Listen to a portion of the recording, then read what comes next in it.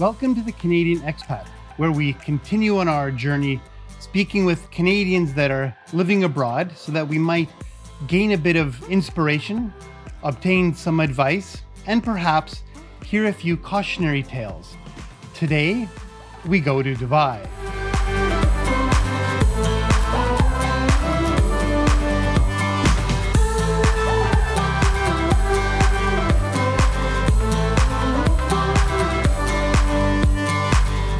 Dubai, at about 2.5 million people, is the largest and most populous city in the United Arab Emirates.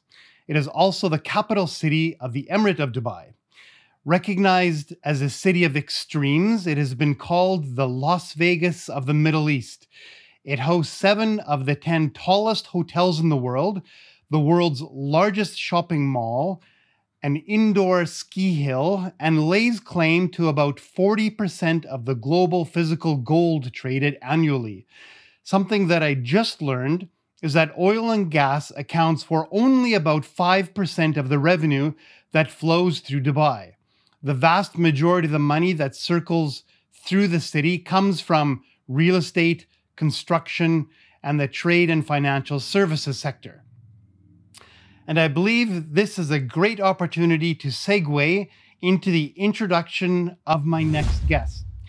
Kristen Coakley was born in Hamilton, but grew up in Peterborough, an Ontarian through and through. She moved to Dubai in 2007 and now moves freely within that management world as a partner in the management consultancy firm Fluid Moves International. Kristen ensures that those who are tasked with managing Dubai's most successful companies continues to be successful, both professionally and personally. Kristen, welcome to the Canadian Expat. Thank you. So how does it feel moving from Ontario to the Las Vegas of the Middle East? And is that an accurate description of the city? Well, to be honest, I actually, when I left Canada, I left in 2006. And I worked for a year in London, which was an interesting transition. And then from there, I actually moved to Dubai in 2007. So when I arrived in Dubai, it was a lot different than it is today, definitely.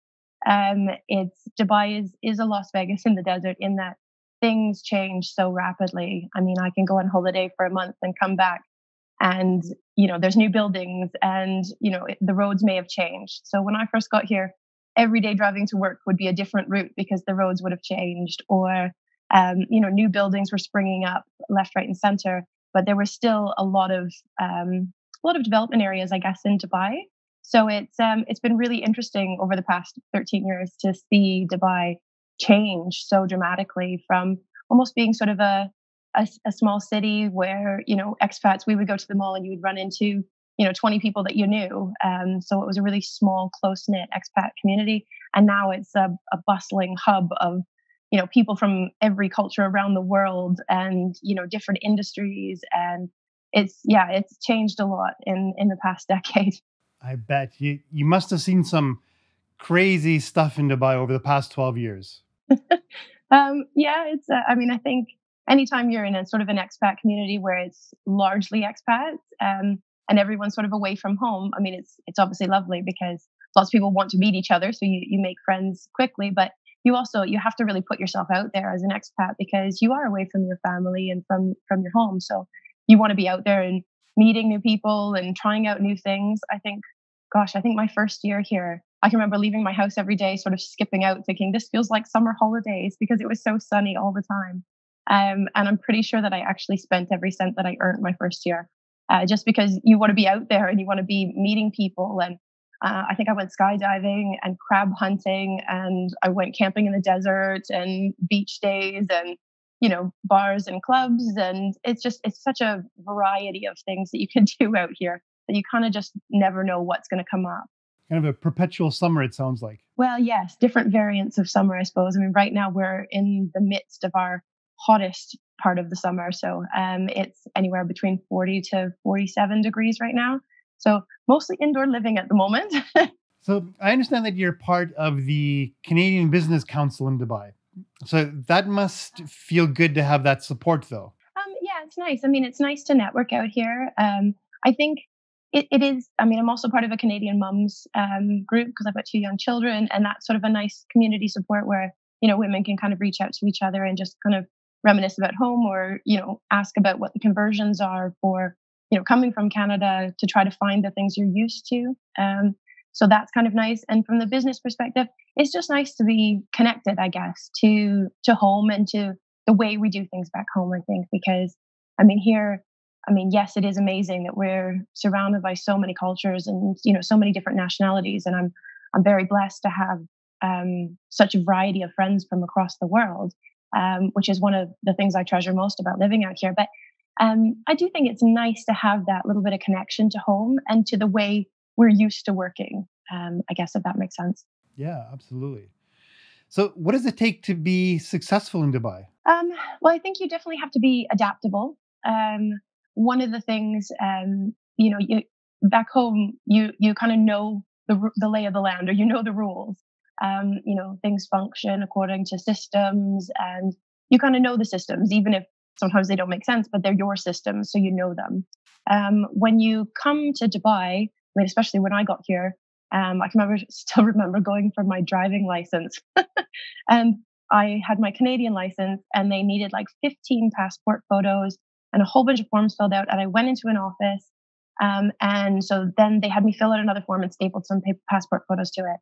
And then I went to another desk, and they had me fill out some other form and stapled some more of my passport photos to a paper. And then I had to pay somewhere, and they took my cash and just sort of shoved it in a drawer of the desk and pulled out, change that was all jumbled inside there. And then I think I went to about 15 different stations.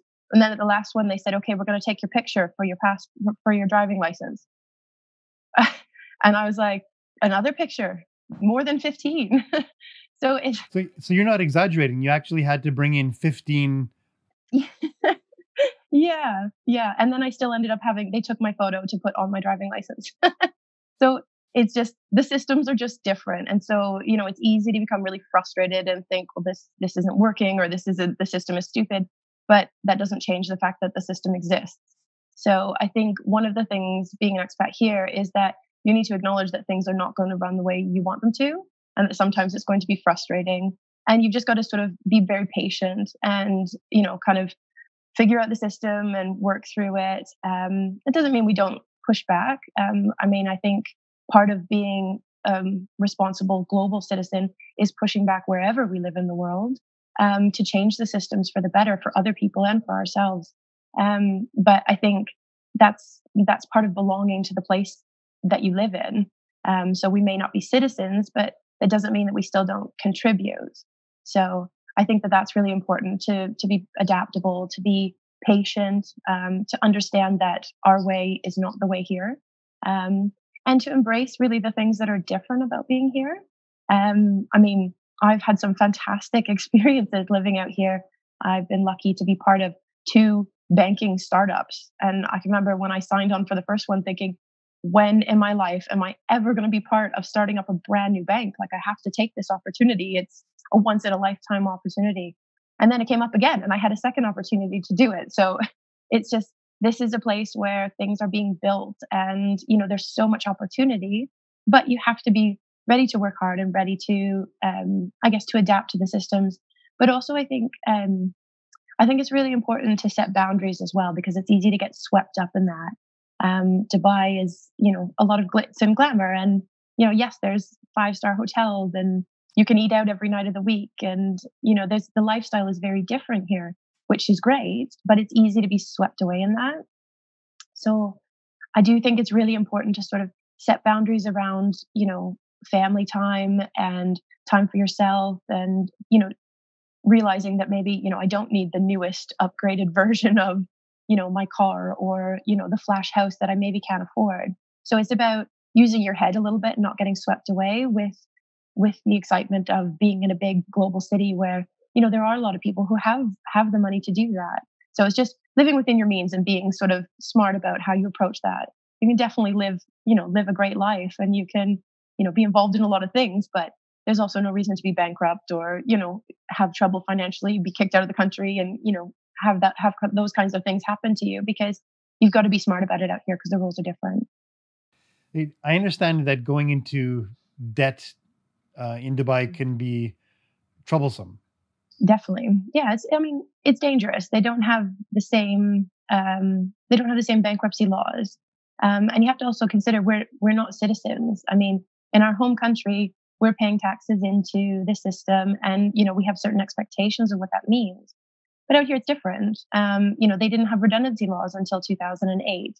The labor law is still pretty basic, because it takes a lot of pushback to change that. It's still a developing country, in a developing part of the world, so it's important to remember that. It's I always kind of say to people that I get asked a lot about, oh my goodness, can you wear shorts? And when you go to the beach, do you have to be fully covered up? And can you drink? And Dubai is a wonderful place that is really, really open and very accepting of different cultures and religions and practices. And yes, I can go to the beach in my bikini, and yes, I can go to the mall, and I don't cover my hair, and yes, I can drive a car. It's very open compared to some other parts of the world, but it's also a Muslim country, and it's remembering that. I mean, I wouldn't expect people to come into, I guess, a church or another religious establishment wearing their bikini or their hot pants. Just like you wouldn't expect to go into a mosque without having your hair covered, because that's how they do things here. So with bankruptcy, again, live within your means. Yes, there are situations where we get caught out, but a lot of times it's about being smart about it. If you're going to have to borrow, make sure that you've got the backup to kind of find a way out. Have thought out your consequences in advance. And I think as we get older as well, and we have more responsibilities like kids and houses and different things like that, that's just part of growing up, sadly. And being in Dubai, it's easy to sort of be stuck in that ever Peter Pan land where we never want to grow up. But it's just being smart about it and being careful. Now, I have to ask, with the current global situation, in particular, the friction between the United States and Iran, you are currently living in a city that is about 150 kilometers from Iran. Do you feel any pressure? Do you feel any stress at all? Or is this something that you've just become accustomed to? To be honest, yeah, I mean, there are always tensions in the region, and I think that living here, you're very aware of the situation. But I do also think the dialogue that we have on our news systems is very different than what's put on the news in other parts of the world. I think there's sort of become a bit of a scaremongering celebrity style of news reporting in a lot of parts of the world, and the Middle East is sort of the favorite target. So, I mean, a lot of times I'll get calls from home saying, "Oh my gosh, this has happened. Are you safe? Are you having to stay in your house?" But I mean, we're very safe here. I mean, that's not to say we're not aware of regional tensions and that these things, they won't be trickle effects or that they won't impact us, because, as a global world, we are all impacted by situations like this. Um, but for us, I mean, no, there's not a lot of an impact on our day to day lives. I mean, the UAE has people from Iran, from Iraq, from Syria, from Saudi, from all of the GCC countries, as well as globally. India, Philippines, North America, Europe, and there's people from everywhere. So I mean, yes, we're aware of that and we touch on it. But is it sort of drastically impacting our business right now, or our lives? Probably not. So that's a relief to hear. Actually, I'm sure there are a lot of people that are concerned, even, well, in particular, those that may be considering a move to Dubai, whether it be on their own or with their company. So with so many expat companies in Dubai, firms such as yourselves must be in high demand. And I'm wondering if you can share a little bit about the sort of things that you do with your company. Yeah, definitely. So my company is a management consultancy. I'm one of the partners in the group, and we work a lot with different organizations. But we do executive coaching, we do management training, psychometric assessments for development centers, recruitment, different things like that. We've also launched, I guess, a more holistic lifestyle brand, which we call My, and it's something that's a little bit more. We've sort of taken all of our business experience and lives in the corporate, and also our personal experience with juggling family and work and being an expat and change being a constant in our lives, to create something that is more applicable to everyone. So it's more of a holistic lifestyle approach where we focus on really getting back to who we are as people and what's important to us, and using that to make life decisions and go after what it is that we want, instead of being sort of, I guess, drawn along in the current of what other people want or what's expected of us. So that's been launched in the last couple of months as well. I think in this region, there's executive coaching is starting to pick up quite a bit. I mean, it's big in a lot of parts of the world, but out here again, it's still sort of a developing country. So we're still trying to explain to people, what it fully means to be an executive coach, what the difference is between obviously mentoring and counseling and coaching. So kind of getting those messages across.